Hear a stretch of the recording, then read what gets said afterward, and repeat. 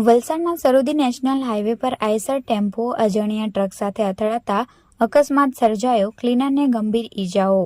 તારીખ 20 એપ્રિલ શનિવારના રોજ 11:30 કલાકે બનેલી ઘટનાની મળતી માહિતી મુજબ સરોદી નેશનલ હાઈવે નંબર 48 ઉપર Eicher tempo number GJ21Y9853 Mumbai ખાતે માલ ખાલી કરી સુરત પરત જઈ રહ્યો હતો, જે દરમિયાન સરોદી બ્રિન્સ ધાબા પાસે આગળ ચાલી રહેલ અજાણ્યા ટ્રકના ચાલકે એકાએક બ્રેક મારતા આઈસર ટેમ્પો ધડાકાભેર પાછળના ભાગે અથડાયો હતો।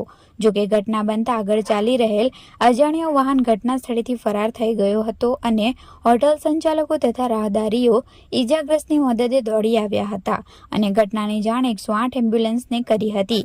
ઘટનાની જાણ થતાની સાથે જ ડુંગરી 108ની ટીમ તાત્કાલિક ઘટના સ્થળે દોડી આવી હતી અને ટેમ્પામાં ફસાયેલ ક્લીનર તથા ચાલકને બહાર કાઢી વલસાડની સિવિલ હોસ્પિટલમાં ખસેડ્યા હતા। સમગ્ર ઘટનાની જાણ રૂરલ પોલીસની ટીમને થતા પોલીસે ઘટના સ્થળે પહોંચી અકસ્માતમાં નુકસાન પામેલ ટેમ્પોને સાઈડે ખસેડી વાહન વ્યવહાર સામાન્ય કરાવ્યો હતો।